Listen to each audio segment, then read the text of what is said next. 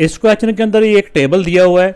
इस टेबल के बारे में जो इन्फॉर्मेशन दी है वो ये दी हुई है कि a coin is toss 10 time. Coins को जब टॉस करते हैं तो उसको 10 टाइम उन्होंने टॉस किया उसको, तो हमें पता है कि टॉस को या हेड होता है या टेल होती है। तो उन्होंने जब 10 टाइम टॉस किया तो उसमें हेड की जो है हेड 6 टाइम आया है और जो टेल आई है वो 4 टाइम आई है। इस क्वेश्चन के अब दो पार्ट है, एक तो इसमें रिलेटिव फ्रीक्वेंसी फाइंड करनी है, फिर नेक्स्ट इसके जो पार्ट्स हैं वो इन्होंने इसके अकॉर्डिंग वो नेक्स्ट वाली की वैल्यू भी एक्सपेक्टेड फ्रीक्वेंसी फाइंड करनी है, हेड की भी और टेल्स की भी। तो ये पहले ये रिलेटिव फ्रीक्वेंसी फाइंड करते हैं, फिर इसका जो नेक्स्ट पार्ट है वो सॉल्व करते हैं। तो अब जो रिलेटिव फ्रीक्वेंसी है ये फाइंड करने का इसमें जो तरीका होता है वो यही होता है कि इसमें जो इस इवेंट की यानी हेड्स की जो फ्रीक्वेंसी होती है वो इसको डिवाइड करना होता है टोटल जो इवेंट होते हैं या टोटल जो फ्रीक्वेंसी होती है, ये हेड्स की और टेल की जो दोनों फ्रीक्वेंसीज़ को प्लस करके ये टोटल फ्रीक्वेंसी बन जाएगी। तो जब हेड की रिलेटिव फ्रीक्वेंसी फाइंड करनी है तो हेड की frequency divide by total frequency, जब टेल की रिलेटिव फ्रीक्वेंसी फाइंड करनी है तो टेल की जो फ्रीक्वेंसी है वो डिवाइड बाय टोटल फ्रीक्वेंसी। अब इसमें टोटल फ्रीक्वेंसी कितनी है, 6 + 4 10 है। तो अब हेड्स के लिए देखें, पहले हम इसकी रिलेटिव फ्रीक्वेंसी फाइंड करते हैं। तो अब देखिए बेटा, मैंने इसका फार्मूला भी लिख दिया रिलेटिव फ्रीक्वेंसी, क्योंकि हेड की मालूम कर रहे हैं तो ब्रैकेट में हेड आ जाएगा। तो फ्रीक्वेंसी कौन सी फ्रीक्वेंसी, वैसे तो यहाँ पे दिया होता है हेड्स की, तो यहाँ फ्रीक्वेंसी ऑफ हेड, यहाँ पे टोटल टॉसेस या टोटल फ्रीक्वेंसी। अब जो हेड की फ्रीक्वेंसी है वो देखें, वो थी हमारे पास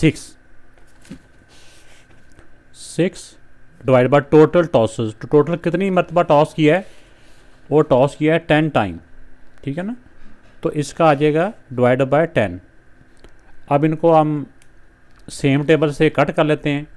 2 के टेबल से कट हो रहा है, 2 3 दा 2 5 दा, तो 3/5 इसकी रिलेटिव फ्रीक्वेंसी आ गई। इस वाले टेबल में आ जाएगा 3/5। अब इसी तरह अब टेल की जो रिलेटिव फ्रीक्वेंसी है वो फाइंड करते हैं। अब इसमें भी सेम फार्मूला अप्लाई होगा कि जब रिलेटिव फ्रीक्वेंसी फाइंड करनी है, अब टेल की मालूम करनी है, तो ऊपर टेल्स की फ्रीक्वेंसी आ जाएंगी डिवाइड बाय टोटल जो टॉस जितने टाइम किया वो। तो अब देखें जो टेल की टाइम टॉस किया है ना, टेल जिसमें आई है, टेल की फ्रीक्वेंसी 4 है और टोटल जो फ्रीक्वेंसी है या टोटल जो टॉस हुआ है वो 10 टाइम है। चाहे इनको फ्रीक्वेंसी को प्लस भी कर लें फिर भी 10 बनता है, या यहाँ से देख लें, एक ही बात है। अब टेल की जो फ्रीक्वेंसी है ये 4 है डिवाइड बाय 10। अब ये 2 के टेबल से कट हो रहे हैं, 2 2 दा 2 5 दा, तो ये रिलेटिव फ्रीक्वेंसी ऑफ टेल आ गई 2/5, यहाँ पे 2/5 आ जाएगा। अब नेक्स्ट आ रहा है कि what is the expected frequency of getting head if it was toss 520 time. तो 520 टाइम अगर एक कॉइन्स को टॉस किया गया हो तो उसमें हेड्स की एक्सपेक्टेड फ्रीक्वेंसी क्या है, आइए देख। अब इस वाले क्वेश्चन में जो टोटल टॉस किया गया इट वाज टॉस 520 टाइम और इसमें हेड की एक्सपेक्टेड फ्रीक्वेंसी फाइंड करनी है। तो 520 टोटल टॉस है।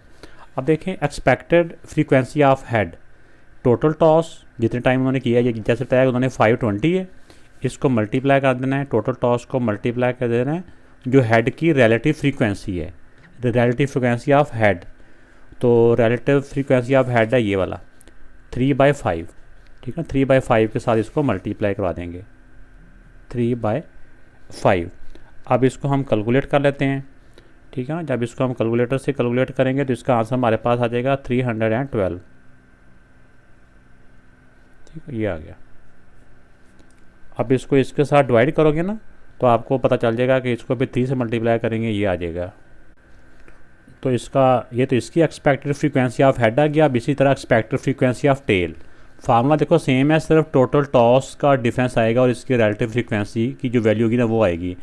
अब जब टेल की टाइम हमने फाइंड करनी है तो यहाँ पे कितनी मरतबा टॉस किया गया है, 305। तो 305 टाइम टोटल टॉस 305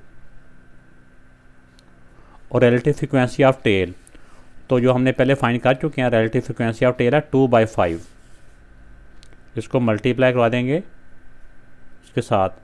अब 5 1 दा 5, 5 6 दा 30, 5 1 दा 5। अब इन दोनों को मल्टीप्लाई किया, 2 1 दा 2 और 6 2 दा 12, तो 122। तो ये इसकी एक्सपेक्टेड फ्रीक्वेंसी ऑफ टेल आ गई।